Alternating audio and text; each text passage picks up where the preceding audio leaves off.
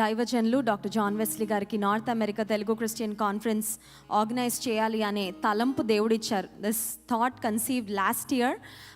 My husband said the Lord is inspiring me to organise North America Telugu Christian conference. So we started praying.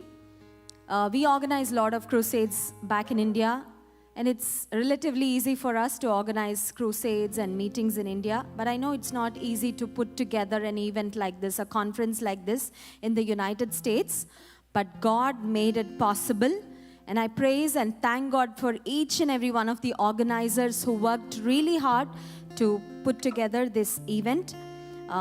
ఈ ఈవెంట్లో participate చేయడానికి there are people who came from India. నేను వచ్చాను, and then one of our organisers brother Prem garu, he travel all the way from India. Dubai నుంచి brother John is here. Brother Shrimanth అద్భుతమైన వర్షిప్లో మనల్ని నడిపించారు. He came all the way from Canada. So from different states of the United States. ఇక్కడ organisers అందరు కూడా they all travel from different states.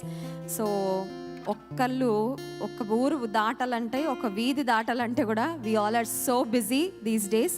కానీ దేవుడు ఒక ఉద్దేశంతో, ఒక ప్రణాళికతో ఈ గొప్ప మరి నార్త్ అమెరికా తెలుగు క్రిస్టియన్ కాన్ఫరెన్స్ను దేవుడు ప్రారంభించారు. ఇది ఖచ్చితంగా చిన్న ప్రారంభంగా కనబడినప్పటికీ, మనందరికీ తెలుసు అమెరికా దేశంలో ఫారెస్ట్ ఫైర్స్ గురించి మనం ఎక్కువగా వింటూ ఉంటాము. బ్యాక్ ఇన్ ఇండియా మాకు న్యూస్ ఛానల్స్లో వస్తూ ఉంటాయి. So national inter agency fire centre వాళ్ళ స్టాటిస్టిక్స్ ప్రకారము ఈ సంవత్సరం ఆగస్ట్ 15, 2024కి 29,917 ఫైర్స్ ఇప్పటి వరకు అయినాయంట యునైటెడ్ స్టేట్స్లో. And they have burned 5.2 million acres. But we know such large forest fires start with a single spark. So ఈ కాన్ఫరెన్స్ కూడా ఇదొక చిన్న స్పార్క్గా start అయిందేమో, but God has brought us here to be ignited. So I want to say 3 things, the reason why God brought us together. Point number 1, God wants to ignite us.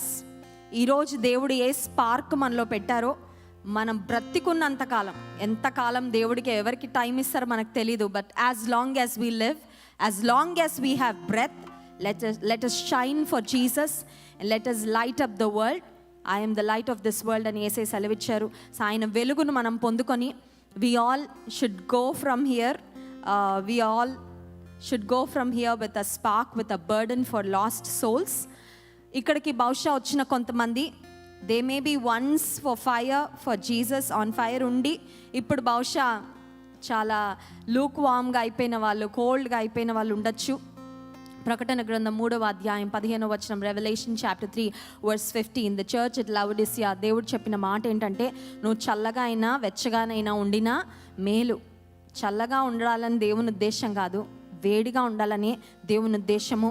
ఆయన కొరకు మండాలి, ఆయన కొరకు ప్రకాశించాలి అని దేవుని ఉద్దేశం. సో ఈ కాన్ఫరెన్స్కి వచ్చిన మనల్ని దేవుడు ఎందుకు నడిపించాడంటే, point number 1, to ignite us. రెండవదిగా ప్రావర్బ్స్ చాప్టర్ 27 verse 17లో as iron sharpens iron, so one person sharpens another అనే మాట ఉంటుంది.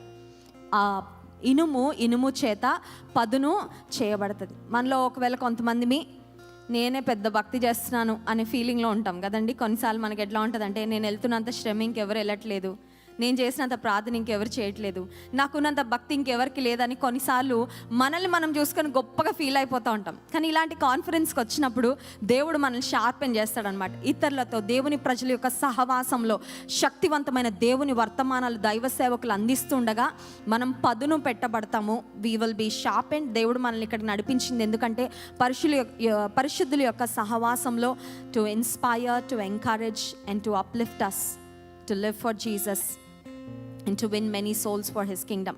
మూడవదిగా ఎందుకు దేవుడు ఈ కాన్ఫరెన్స్ని ఏర్పాటు చేశారంటే, to rededicate ourselves to the work of God. పనులు చాలా ఉంటాయండి, అందరం బిజీయే. సొంత పని, స్త్రీలకైతే ఇంటి పని, వంట పని, పురుషులకైతే సొంత పనిలో ఆఫీస్ వర్క్, బిజినెస్ వర్క్, ఈ పనులన్నీ ఉంటాయి. కానీ ఈ పనులన్నీ మన కోసం మనం చేసుకునేవి, but we are all called to do God's work.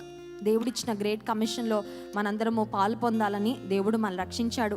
We are save to save others.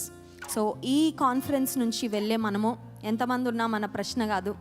ఒక్క దావీదు చాలు దేవుడికి. గొల్యాతును మట్టికి అర్పించడానికి తన ప్రజలను దేవుడు హెచ్చించడానికి ఒక్క చిన్న దావీదుని ఏర్పరచుకున్నాడు. తన మాట్లాడాలనుకున్నప్పుడు ఆయనకి ఎవరు కనబడలేదా కానీ ఒక చిన్న బాలుడైన సమూయేలు కనబడ్డాడండి. రాత్రి కాల సమయంలో ఒకటి చెప్తాం, నా ఎబిలిటీ కాదయ్యా, నాకు ఏ తలాంతులు నేనేం చేయగలను కాదు, దేవా నేను నీకు అందుబాటులో ఉంటా, నువ్వు నన్ను వాడుకో, ఎట్లైనా నీ ఇష్టం ప్రభా, నువ్వు ఎట్లా వాడుకుంటావో వాడుకో, నీ రాజ్య వ్యాప్తిలో, నీ రాజ్య విస్తరణలో అని మనల్ని మనం రీడెడికేట్ చేసుకొని ఇక్కడ నుండి వెళ్ళగలిగితే అమెరికా దేశంలో పరిస్థితులు గాడ్లెస్నెస్ ఎట్లా పెరిగిపోతా ఉందో అమెరికా దేశంలో మనం చూస్తూనే ఉన్నాం. America needs revival. ఈ అమెరికా దేశానికి ఖచ్చితంగా ఉజ్జీవం కావాలి. భారతదేశంలో దేవుడు గొప్ప ఉజ్జీవాన్ని రగిలిస్తున్నాడు. అక్కడ పర్సిక్యూషన్ పెరుగుతూ ఉంది, but still there is revival. కానీ అమెరికా దేశానికి ఉజ్జీవం కావాలి. అందుకేనేమో అమెరికా దేశం యొక్క ఉజ్జీవంలో ప్రతి తెలుగు క్రైస్తవునికి ఒక పాత్ర ఉంది, ఒక శ్రేష్టమైన బాధ్యత ఉంది. అందుకే దేవుడు మనల్ని ఇక్కడ నడిపించాడు. అట్టి కృప ఇక్కడ మనకు దేవుడు అనుగ్రహించి, may the lord ignite us, may the Lord sharpen us, and may the Lord help us to rededicate ourselves for His work and to be used for His glory. దేవుడి కొద్ది మాటలు మన వినికిడిలో దీవించును గాక. ఆమేన్.